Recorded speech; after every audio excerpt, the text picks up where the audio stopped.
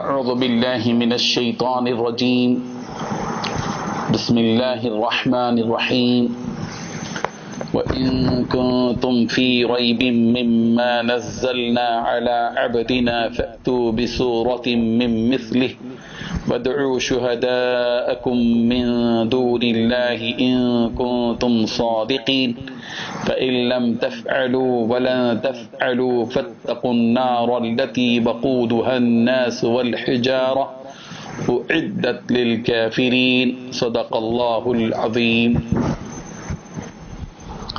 حاضرین و ناظرین، یہ سورہ بقرہ کی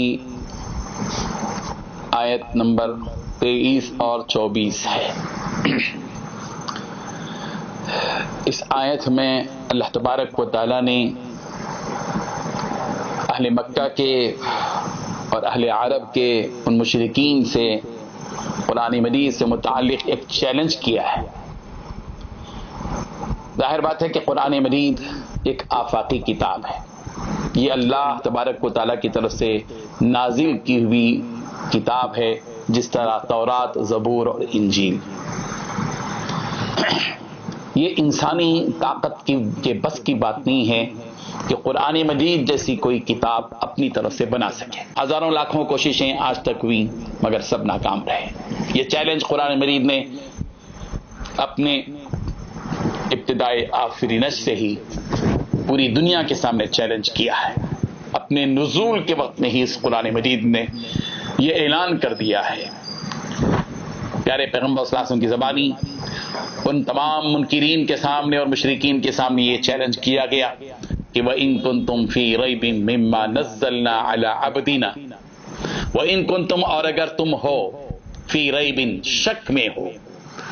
کس کے بارے میں شک میں ہو؟ مما نزلنا، اس چیز کے بارے میں جو ہم نے اتارا ہے، علی عبدنا، اپنے بندے پر، ہمارے بندے محمد پر. ہم نے اپنے بندے محمد پر جو کچھ کے اتارا ہے قرآن کی شکل میں، اگر اس کتاب کے سلسلے میں تم کو شک ہو کہ یہ اللہ کی کتاب ہے یا نہیں، تو چلو، یہ کوئی انسان دوسرا بنا سکتا ہے تو تم بناؤ. ایک چیلنج کیا گیا اس آیت میں، فَأْتُوا بِسُورَةٍ مِّن مِّثْلِهِ، قرآن مجید جیسی ایک سورت ہی لے آؤ. پہلے تو کہا گیا تھا فَلْيَأْتُوا بِمِثْلِ هَذَا الْكِتَابِ، اس کتاب کے جیسے ایک کتاب تم لے آؤ. اگر یہ تم کہتے ہو، محمد پر الزام دھرتے ہو کہ اس نے محمد نے اپنے طور پر اس کو گھڑ لیا ہے، تو بتاؤ، تو تم یہ کام کرو. وہ اگر کر سکتے محمد، تم بھی تو انسان ہو، تم کر کے بتاؤ. اگر تمہارا یہ کہنا ہو کہ یہ محمد کی طرف سے بنی ہوئی کتاب ہے، حالانکہ یہ تو آخری، یہ آسمانی اور آفاقی کتاب ہے، اور اگر تم یہ دعویٰ کرتے ہو تو ہم چیلنج کرتے ہیں. کس نے چیلنج کیا؟ اللہ تعالیٰ نے چیلنج کیا. کہ ایک تو چیلنج ہو کہ اس جیسی کتاب لے آؤ، فَلْيَأْتُوا بِعَشْرِ سُوَرٍ مِّثْلِهِ. دوسرا چیلنج یہ کیا گیا کہ 10 صورتیں لے آؤ کم سے کم. چلو 114 صورتوں میں سے 10 صورتیں لے آؤ. وہ بھی نہیں کر سکتے تو فَلْيَأْتُوا بِمِثْلِهِ، فَأْتُوا بِسُورَةٍ مِّن مِّثْلِهِ، ایک صورت اس جیسی لے کر آؤ. اس کے بعد بھی ایک بات کہی گئی، فَلْيَأْتُوا بِمِثْلِ هَذَا الْحَدِيثِ، اس جیسی ایک بات تو لے کر آؤ. قرآن مجید کی پوری صورت نہیں، ابھی صورت ان کا لفظ استعمال کیا گیا. کوئی صورت، چاہے وہ قل هو اللہ احد والی اتنی ہی صورت کیوں نہ ہو، انا اعطیناک الکوثر والی صورت ہی کیوں نہ ہو، کوئی بھی ایک صورت. ضروری نہیں کہ سورہ بقرہ یا آل عمران یا سورہ مائدہ یا سورہ اعراف جیسی آیتیں صورتیں لے کر آؤ. چھوٹی سی کوئی صورت بھی لے کے آؤ. اور پھر تم خود نہیں کر سکتے تو وادعوا شہداءکم، اپنے مددگاروں کو بلا لو، بلاؤ، جمع کرو، سب مل کر بیٹھو. انفرادی نہیں کر سکتے تو اجتماعی کوشش کرو.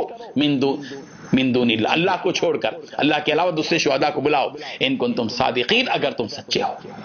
فإن لم تفعلوا، اور اگر یہ کام تم کر نہیں سکے، نہیں کر سکے اگر تم یہ کام، اور پھر اللہ نے خود فرما دیا ولن تفعلوا، تمہارے بس کی بات نہیں ہے، تمہاری سکت میں نہیں ہے، تمہاری قوت میں یہ بات نہیں ہے، تمہاری صلاحیتوں کی میں سے کام ہو نہیں سکتا.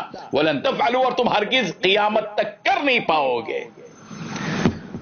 اس لیے فاتقوا النار التي وقودها الناس والحجارہ، اے لوگو ڈرو، اگر تم اس کتاب کا انکار کرو گے اس کتاب کے ساتھ تم اس قسم کا بھونڈا مذاق کرو گے تو فاتقوا النار، اس آگ سے ڈرو، اس آگ سے ڈرو جہنم کی، التی وقودها الناس والحجارہ، جس آگ کا ایندھن کیا ہے؟ کوئلہ نہیں، جس کا ایندھن جس آگ کو اللہ تپائیں گے، دوزخ کی آگ کو جلائیں گے، وہ کیا ہے؟ انسان اور جن کی وہ پوجا کرتے تھے، پتھر وغیرہ، یہ سب اس میں جلیں گے ان کو۔ اعدت للکافرین، اور یہ دوزخ تیار کی گئی ہے کافروں کے لیے، نہ ماننے والوں کے لیے، انکار کرنے والوں کے لیے۔